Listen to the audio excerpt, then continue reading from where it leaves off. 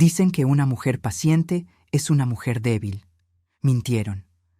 A los 65 años, después de descubrir que mi marido me veía como una pieza de ajedrez desechable, aprendí que la paciencia no es debilidad. Es el arma más afilada que existe. Él pensó que yo era demasiado vieja para reaccionar, demasiado cansada para luchar y lo suficientemente invisible para ser ignorada. Se equivocó en todo. Esta es la historia de cómo una jubilada de cabello blanco desmanteló un esquema cuidadosamente construido por un hombre que jamás imaginó que yo prestaba atención. Pero antes de continuar, checa si ya estás suscrito al canal y escribe en los comentarios: ¿desde dónde estás viendo este video? Nos encanta saber hasta dónde están llegando nuestras historias. Lo más peligroso que un hombre puede hacer es dejar que una mujer lo subestime. Pero lo inverso también es cierto. Y eso fue lo que Roberto descubrió demasiado tarde. Mi nombre es Elena Villalpando. Tengo 65 años, canas que dejé de teñir a los 58, y manos que ya han mezclado arcilla en talleres, firmado contratos y, más recientemente, sostenido documentos que harían que un abogado experimentado se sentara despacio en su silla. El jueves 14 de marzo de 2024, Roberto entró a la estancia de nuestra casa en Polanco, Ciudad de México, con un sobre color paja en la mano y una sonrisa que él creía gentil. Yo estaba en el sillón cerca del ventanal con mi segundo café del día, leyendo una novela que no me terminaba de atrapar. Él puso el sobre la mesa de centro, entre mi taza y la lámpara, y dijo que eran papeles que necesitaban mi firma. Lo dijo de la misma forma que se diría que la ropa ya está en la secadora, sin mirarme a los ojos, sin pausar lo suficiente para que fuera una conversación. Tomé el sobre, lo abrí con cuidado. 15 páginas. El nombre de su despacho de abogados impreso en el encabezado. Un acuerdo prenupcial retroactivo. Sí, eso existe cuando ambas partes firman, con un lenguaje tan clínico que por un momento pensé que estaba leyendo el manual de una licuadora. Mis bienes estaban descritos como patrimonio de origen incierto y de valor estimado limitado. Limitado. Casi sonreí al leer eso, no por rabia, por claridad. Roberto y yo nos casamos 3 años antes, en 2021. Él tenía 52 años, yo tenía 62. Él era director financiero de una constructora de mediano tamaño, muy articulado, bien vestido, del tipo que sabe el nombre del vino antes de abrir la carta. Yo era viuda desde hacía 6 años. Tenía una vida organizada, una hija adulta llamada Mariana en Mérida y un nivel de tranquilidad interior que me tomó décadas construir. Nos conocimos en una exposición de cerámica contemporánea en el Palacio de Bellas Artes. No era el tipo de evento donde esperaba conocer a alguien. Yo estaba ahí porque una alumna mía tenía 3 piezas expuestas y quería verlas en persona. Él estaba ahí porque su jefe lo invitó y no supo cómo rechazar la invitación educadamente. Eso me lo contó meses después, con ese modo de hacerse el encantador al admitir debilidades pequeñas. Lo que Roberto pensaba que sabía sobre mí esa noche: profesora jubilada de artes plásticas, viuda, vida modesta en un departamento en Polanco, tranquila por naturaleza, sin ambiciones financieras aparentes. Lo que era verdad, de hecho, sí, yo había sido profesora, pero también había vendido, 10 años antes de nuestro encuentro, una colección de obras de arte contemporáneo mexicano que tardé 30 años en reunir, a un coleccionista estadounidense radicado en San Miguel de Allende, por un valor que mi contador aún menciona con cierta reverencia, sin alardes, sin notas en revistas, sin publicaciones en Instagram.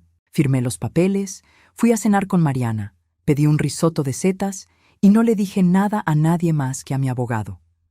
El dinero que hace ruido atrae problemas. Aprendí eso con mi primer marido, Eduardo, un hombre bueno que trabajó toda la vida y dejó que todo el mundo supiera exactamente cuánto tenía. Y fue exactamente eso lo que lo hizo vulnerable. Cuando murió, los buitres llegaron antes de que terminara el velorio. Entonces aprendí a ser invisible, y fui muy buena en eso.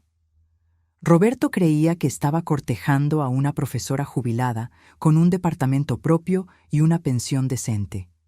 Estaba, en realidad, sentado a la mesa con una mujer cuyo patrimonio estaba distribuido en 3 fondos de inversión, 2 inmuebles rentados en Querétaro y una participación silenciosa en una galería de arte en la colonia Roma, todo registrado bajo nombres jurídicos que él nunca tendría razón para investigar. Pero yo no sabía todo eso cuando me enamoré, o cuando creí que me estaba enamorando. Los primeros 18 meses fueron genuinos, al menos de mi parte, tal vez de la suya también. Nunca lo sabré con certeza, y esa incertidumbre es una de las cosas con las que aprendí a convivir. Era un buen compañero. Iba conmigo al mercado, recordaba cómo me gusta el café, leía los mismos libros que yo. Era atento de la manera en que las personas son atentas cuando todavía están construyendo algo. Pero en el mes 19, una noche de septiembre de 2022, cuando él estaba en un viaje de trabajo en Monterrey, abrí su computadora para usar el streaming y di clic sin querer en una carpeta de descargas que estaba minimizada. El archivo tenía un nombre demasiado simple para ser accidental.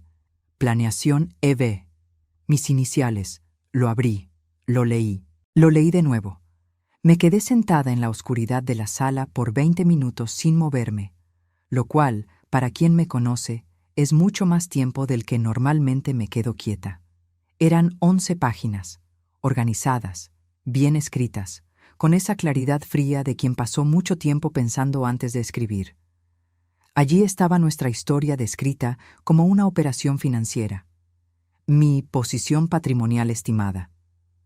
Claramente nunca se acercó a la cifra real. Una línea del tiempo dividida en fases. En la fase 2, consolidación de activos compartidos.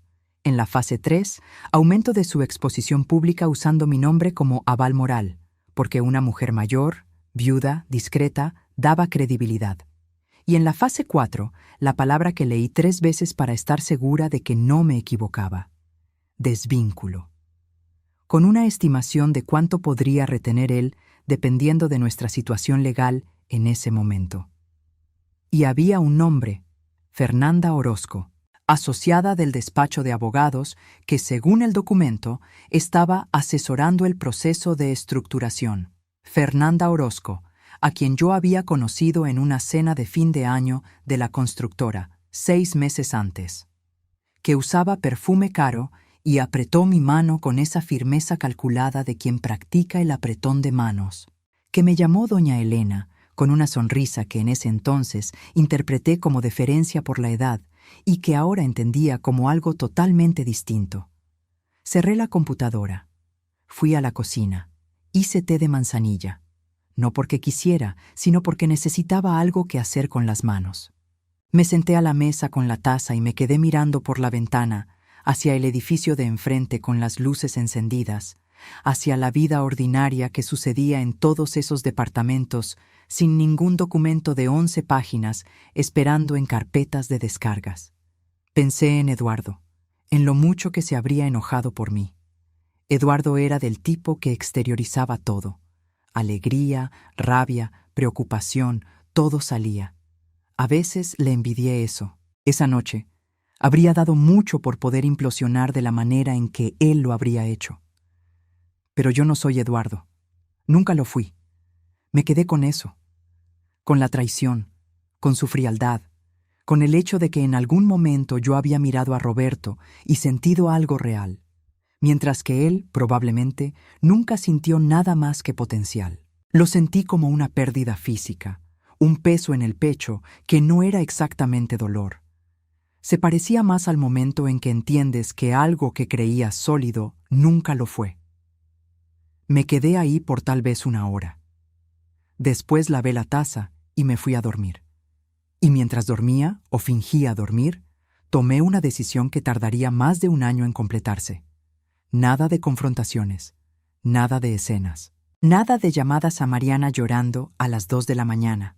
Ella ya tenía sus propios hijos que criar, no necesitaba a su madre desmoronándose. Porque la única forma de responder a un plan largo es tener un plan más largo. A la mañana siguiente, mientras desayunaba y esperaba a que Roberto me llamara desde Monterrey para darme los buenos días como de costumbre, yo estaba tranquila, totalmente tranquila. de la manera que solo se logra cuando has dejado de reaccionar y has empezado a pensar. Llamó a las 8:30. Preguntó cómo había dormido. Dije que bien. Pregunté por el hotel. Dijo que el desayuno era aceptable. Hablamos por 7 minutos sobre absolutamente nada, de la forma más natural del mundo. Y cuando colgué, fui a mi escritorio, tomé mi libreta de pasta dura, la que uso para anotar ideas sobre piezas, técnicas de cerámica o lecturas, y la abrí en una página en blanco.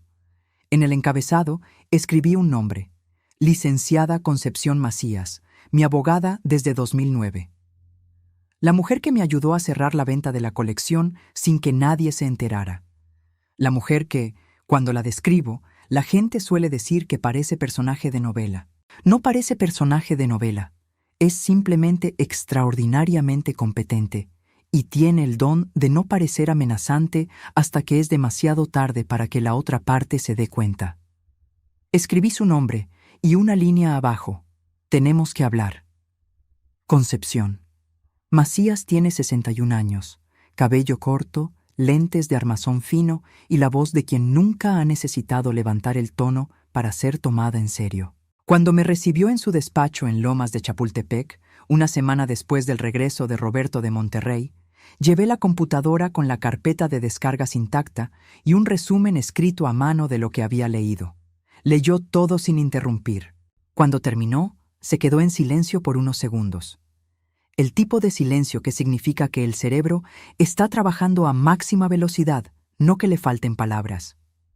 ¿Ella firmó esto?, preguntó Concepción, refiriéndose a Fernanda Orozco. El documento no tiene firma. Es un borrador, pero el nombre aparece 3 veces. Asintió despacio. ¿Qué es lo que quieres?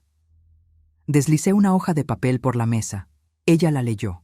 Levantó la vista hacia mí con una expresión que, en 15 años de conocernos, solo le había visto 2 o 3 veces, algo parecido a la sorpresa genuina.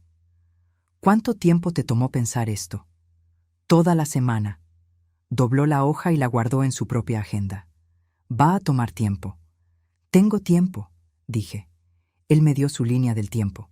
Yo solo necesito una más larga. El primer movimiento fue el más delicado. Concepción pasó los siguientes 3 meses mapeando la estructura financiera de Roberto. No lo que él declaraba, sino lo que existía de verdad. No fue difícil. Los hombres que se creen muy listos tienden a no ser lo suficientemente cuidadosos con los rastros que dejan, porque en el fondo no creen que alguien los vaya a buscar. Lo que encontramos: Roberto tenía una participación no declarada en una constructora pequeña en Toluca. Nada millonario, pero real. Tenía 2 inmuebles a nombre de una empresa fachada que una búsqueda de 20 minutos conectaba con él a través de un socio prestanombres. Y tenía, más interesante aún, una deuda activa con 2 ex-socios que él había desplazado de un negocio 4 años antes, y que estaban muy, muy insatisfechos. Concepción me llamó una tarde de jueves con esa voz de quien contiene una sonrisa. Encontré algo que te va a parecer interesante. Cuéntame.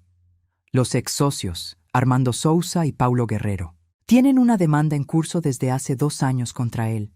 Es un proceso bajo reserva, así que él nunca imaginó que llegarías a esto. Hice una pausa. ¿Cuánto? 850,000 pesos, más intereses. Me senté un momento con eso. Armando Sousa y Paulo Guerrero, nombres que Roberto nunca mencionó. En los 3 años de matrimonio, me habló de socios antiguos con esa vaguedad calculada de quien quiere cerrar un tema antes de abrirlo. No funcionó. Visiones distintas. Hace mucho tiempo. Esa vaguedad ahora tenía dirección y número de expediente. Quiero que me los presenten, dije. Concepción pausó. Elena. 3 niveles de distancia. Ellos no pueden saber que soy yo. Se quedó callada por un segundo.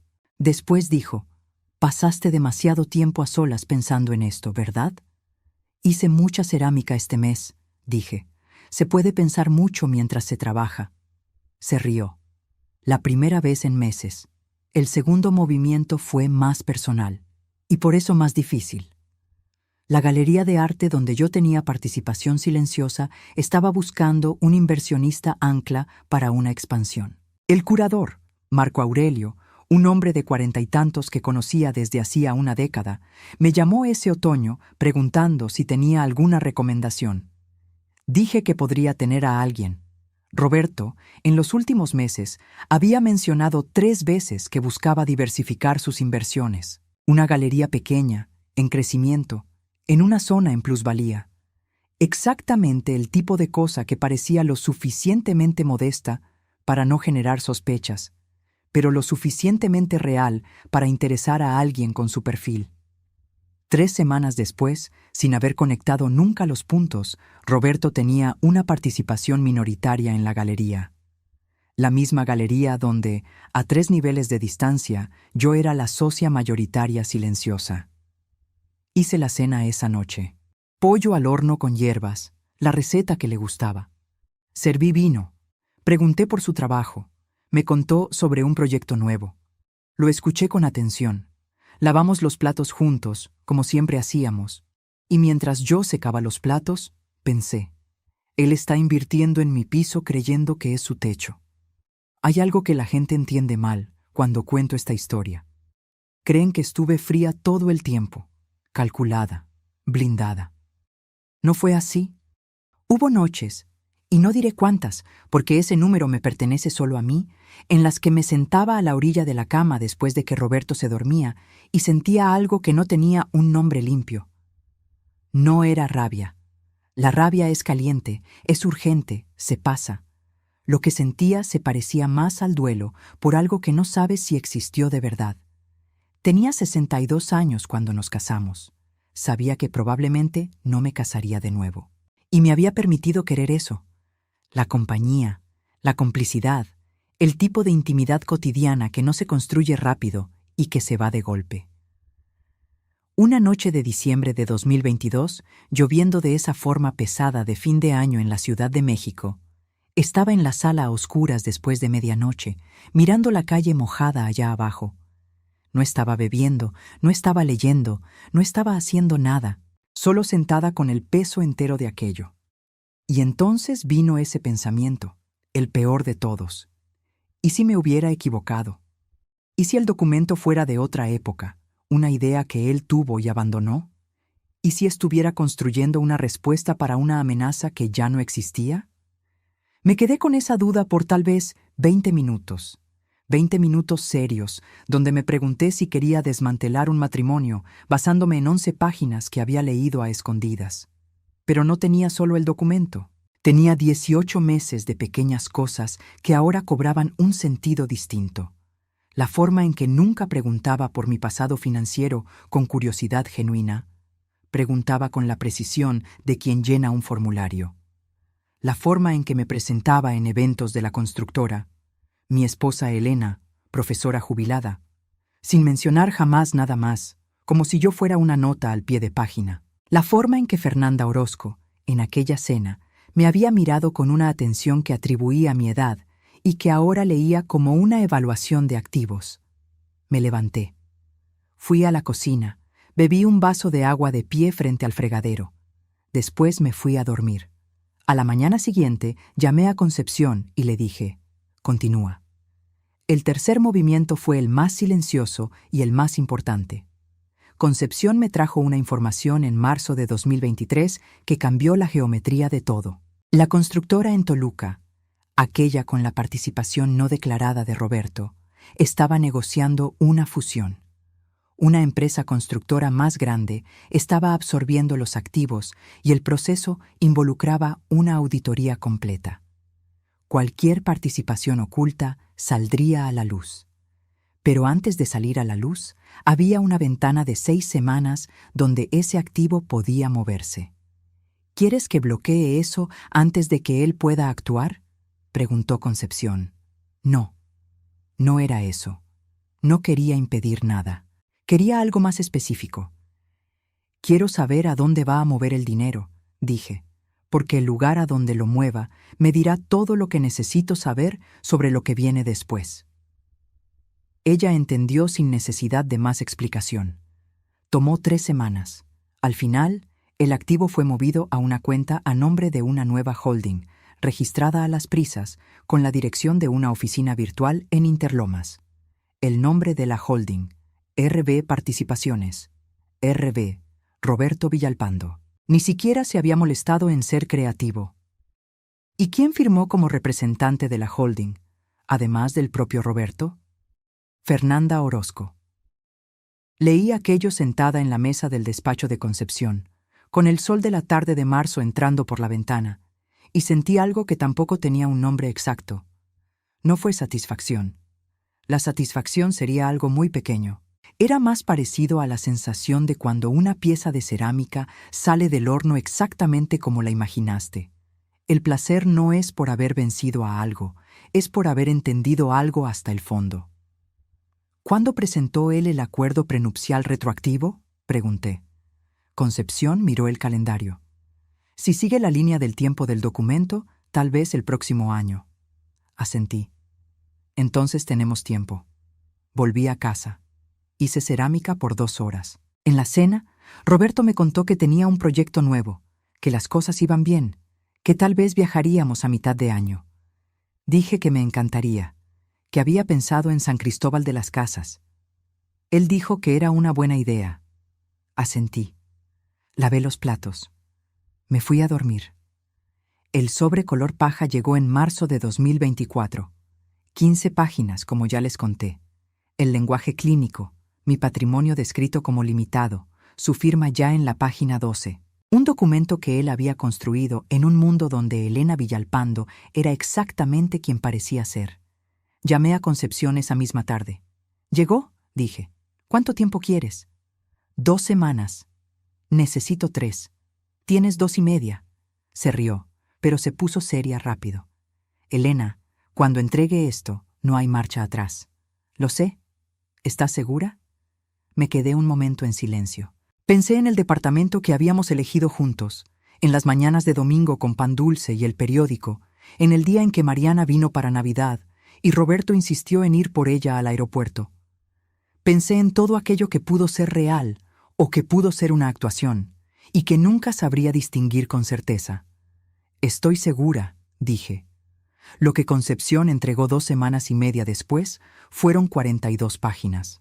Me senté en su oficina y leí cada una de ellas con la atención que le doy a los contratos, que es distinta a la que le doy a los libros. Es una atención de orfebre, página por página, párrafo por párrafo. Ahí estaban los 3 fondos de inversión documentados. Los 2 inmuebles en Querétaro con historial completo de rentas. La participación en la galería, incluyendo el hecho de que Roberto había comprado el 8% de una galería donde yo poseía el 34% a través de una estructura que él nunca habría tenido razón para investigar. La conexión con Armando Sousa y Paulo Guerrero, debidamente documentada, no como una participación activa mía en su demanda, sino como información relevante sobre el historial del solicitante. Y RB Participaciones, completa. Origen del capital, conexión con la constructora de Toluca y la firma de Fernanda Orozco. El acuerdo prenupcial retroactivo que él me presentó protegía todo lo que él había declarado públicamente. No decía una palabra sobre nada de lo que estaba en esas 42 páginas, porque él lo había escrito en un universo donde ese patrimonio no existía para él. ¿Ella va a impugnar?, preguntó Concepción, refiriéndose a Fernanda Orozco como su abogada. ¿Bajo qué argumento?, dije. Él redactó el acuerdo. Cada palabra es suya. Asintió. ¿Cuándo quieres que lo envíe? Miré por la ventana del despacho, hacia la tarde en la Ciudad de México, hacia la ciudad que no deja de moverse independientemente de nuestros problemas particulares. Pensé en una noche de septiembre de 2022 con una carpeta de descargas abierta en la pantalla. Mañana, dije. La respuesta llegó 2 días después, no de Roberto, sino de su abogado, un hombre llamado licenciado Fabio Almeida, que según Concepción tenía 25 años de experiencia en derecho familiar y la reputación de alguien que rara vez se quedaba sin respuesta. Ella me dijo que la llamada duró 8 minutos y que por el tono de voz pudo identificar exactamente en qué minuto llegó el entendimiento. «Su cliente tiene activos considerables», dijo él con cuidado. «Los tiene», confirmó Concepción, «que no están cubiertos por el acuerdo propuesto». «No lo están», dijo ella. «El acuerdo fue redactado por su cliente. Cada cláusula es de su autoría». Silencio. «¿Y la galería?», dijo él después de un momento. «La galería en la Roma». «Lo que es de mi cliente es de mi cliente», dijo Concepción. «Lo que es de su cliente es de su cliente. Los documentos son claros». Más silencio. Del tipo que indica que alguien está sumando números y no le gusta el resultado. Roberto llegó a casa esa tarde más temprano de lo habitual. Eso ya me lo dijo todo. Él era un hombre que trataba la oficina como dirección fija y la casa como una parada logística. Cuando entré por la puerta a las 6 de la tarde y lo vi sentado en la estancia sin computadora, sin teléfono en la mano, solo sentado, supe que era el momento. No dejé que mi rostro lo supiera. «Buenas tardes», dije, colgando mi bolsa en el perchero de la entrada. Él me miró. Me miró de verdad, de la forma que no lo hacía desde hacía meses, como si estuviera tratando de leer algo que estaba en código. «Me llamó Fabio», dijo. «Está bien», dije, yendo a la cocina por agua. Él me siguió. Se quedó parado en el umbral de la cocina, observándome. «Elena». Me volví hacia él. Me apoyé en la barra, sosteniendo el vaso, y lo miré de vuelta con toda la tranquilidad que 18 meses de paciencia me dieron. «La galería», dijo. «¿Qué tiene?». Se pasó la mano por la cara. Era la primera vez que lo veía hacer ese gesto. El gesto de quien se sale del guión sin la siguiente línea memorizada. «¿Cuánto tiempo?», preguntó, y su voz era distinta, más pequeña. «¿Cuánto tiempo qué? ¿Cuánto tiempo hace que lo sabes?». La cocina se quedó en silencio, de la forma en que se quedan los lugares cuando una conversación finalmente llega a donde siempre se dirigía. Afuera, la Ciudad de México hacía lo que siempre hace.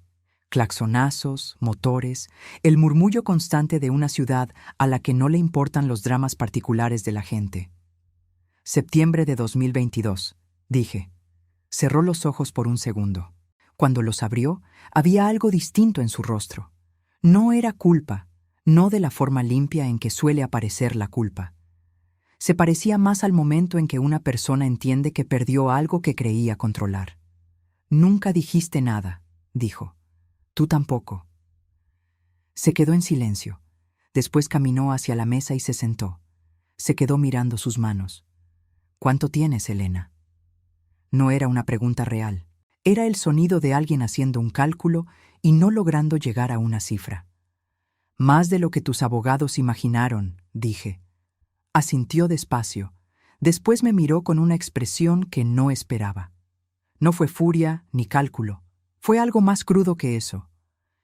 «¿Qué es lo que quieres?», dijo. Me quedé con la pregunta por un momento.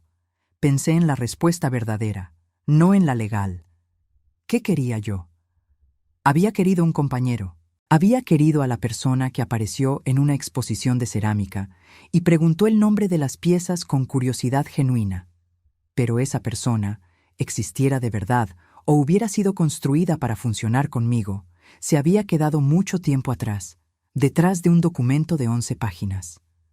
«Nada que no hayas puesto tú por escrito», dije.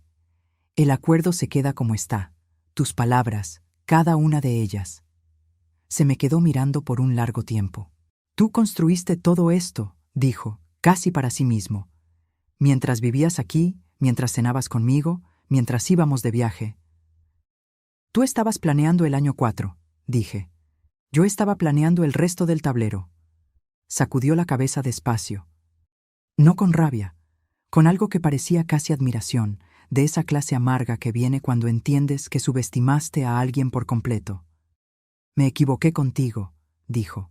Lo miré. «Sí», dije, «te equivocaste». Se quedó sentado allí por un tiempo. Después se levantó, fue por su saco y caminó hacia la puerta. Se detuvo con la mano en la perilla. Por un segundo pensé que iba a decir algo, pero no lo hizo. Solo abrió la puerta y se fue. Me quedé parada en la cocina, escuchando el elevador llegar, escuchando las puertas cerrarse, escuchando el silencio de después. No se sentía como una victoria. No exactamente. Se sentía como algo terminando de la forma en que debió haber terminado antes de empezar. Lavé el vaso. Fui a llamar a Mariana. El proceso de disolución concluyó en julio de 2024. Concepción y Fabio Almeida se sentaron frente a frente en un despacho en el centro histórico, y según ella, fue una de las negociaciones más silenciosas de su carrera. El acuerdo prenupcial que Roberto había redactado era técnicamente perfecto. Cada bien que él había declarado estaba protegido. Y todo aquello que él no sabía que existía se quedó exactamente donde siempre estuvo. Conmigo. La galería pasó por una auditoría ese otoño. La participación del 8% que Roberto había adquirido fue recomprada por el fondo gestor, en una operación que fue, documentalmente, completamente normal. Marco Aurelio me llamó después para decirme que todo había salido bien. RB Participaciones y el asunto de Armando Sousa y Paulo Guerrero se convirtieron en problema exclusivo de Roberto. Yo nunca conecté los puntos para ninguna de las partes. No hizo falta. Las cosas encuentran su propio camino cuando el terreno está preparado. Fernanda Orozco renunció al despacho 3 meses después. El motivo oficial fue buscar nuevos desafíos. El motivo real nunca fue declarado oficialmente, pero me enteré por Concepción que hubo preguntas de cumplimiento que no tenían respuestas cómodas. Me mudé a un departamento en la Santa María, La Ribera, más pequeño que el de Polanco, pero con un ventanal en la sala que recibe el sol de la tarde de la manera correcta. Instalé mi taller de cerámica en una habitación que antes sería para huéspedes. Mariana vino a visitarme el primer fin de semana y dijo que el departamento se parecía a mí, lo cual, viniendo de ella, es el mayor cumplido posible. La mañana de un domingo de septiembre de 2024, estaba sentada en ese ventanal con mi café, leyendo el periódico, cuando vi una nota corta en la sección de negocios sobre un movimiento en el consejo de la constructora de Toluca. El nombre de Roberto no aparecía. Aparecía el nombre de la empresa que la había absorbido. Doblé el periódico. Tomé un sorbo de café. Mi amiga Beatriz llamó ese mismo día. Ella también había visto la nota. Ella lo sabe todo, Beatriz. Hace 40 años que sabe todo sobre mi vida. Vi que ya bajó la polvareda, dijo sin rodeos. ¿Ya bajó?, dije. ¿Estás bien? Pensé en esa pregunta de verdad. Pensé en la noche de septiembre de 2022, con la carpeta de descargas abierta y el corazón acelerado. En la noche de diciembre con la lluvia y el vaso de agua y la decisión de continuar. En las noches en el taller haciendo cerámica mientras pensaba, moldeando arcilla que después iba al horno y salía distinta. A veces mejor, a veces con grietas que no había previsto, pero siempre verdadera. Pensé en lo que había querido y en lo que había conseguido, y cómo esas dos cosas, aun siendo completamente distintas, sumaban algo con lo que podía vivir. Lo estoy, le dije a Beatriz. Estoy bien. Y lo que quise decir fue esto. No estoy bien de la forma que imaginé cuando me casé. No estoy bien de la forma que esperaba. Pero estoy bien de la forma que importa. Con la dignidad intacta, con lo que es mío siendo aún mío, y con la certeza de que lo más peligroso que un hombre puede hacer es mirar a una mujer de 65 años con canas y pensar que ella no está prestando atención. Yo siempre estuve. Y la paciencia, aprendí, no es lo opuesto a la fuerza. La paciencia es la fuerza que aún no se ha presentado por su nombre verdadero. Cerré el periódico. Terminé el café. Fui al taller. Tenía una pieza nueva empezando. Arcilla fresca, todavía sin forma, llena de posibilidades. Ese es el tipo de comienzo que prefiero. Ahora, si te gustó esta historia, haz clic en suscribirse y dime en los comentarios, ¿qué parte te dejó con la boca abierta? Y no olvides hacerte miembro para tener acceso a videos exclusivos que no subo aquí. Te espero allá. Te espero allá. Te espero allá. Te espero allá. Te espero allá. Te espero allá. Te espero allá. Te espero allá. Te espero allá. Te espero allá. Te espero allá. Te espero allá. Te espero allá. Te espero allá. Te espero allá. Te espero allá. Te espero allá. Te espero allá. Te espero allá.